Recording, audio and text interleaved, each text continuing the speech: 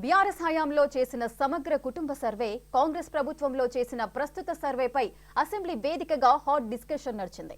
మాజీ మంత్రి కేటీఆర్ చేసిన ఆరోపణ CM Revanth Reddy strong reply ఇచ్చారు. అసలు సర్వే ఎలా చేశారు, రిపోర్ట్ ఎక్కడ పెట్టారని ప్రశ్నించారు సీఎం రేవంత్.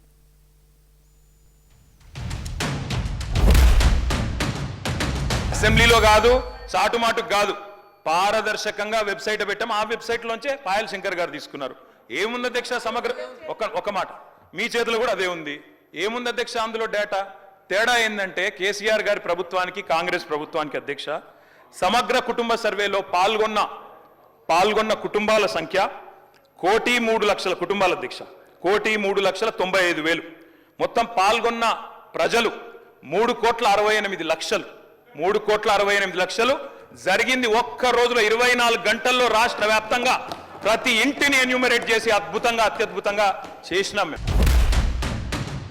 9.5 సంవత్సరాలు మంత్రిగా చేసిన మా తాతలు నేతులు తాగిండ్రు కాబట్టి మీరు మా మూతులు నాకండి.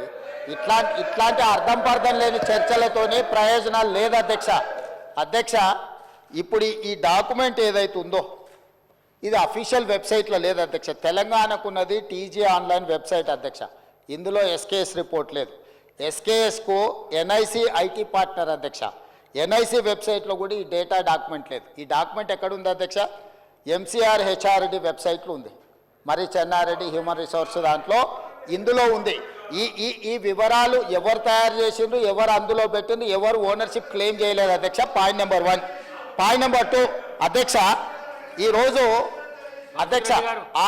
అధ్యక్ష ఆ రోజు 12 గంటలలో మేము చేసినాం అన్నారు కదా. ఆ రోజు ఎవరెవరిని ఎంగేజ్ చేసిండ్రో అడుగు అధ్యక్ష.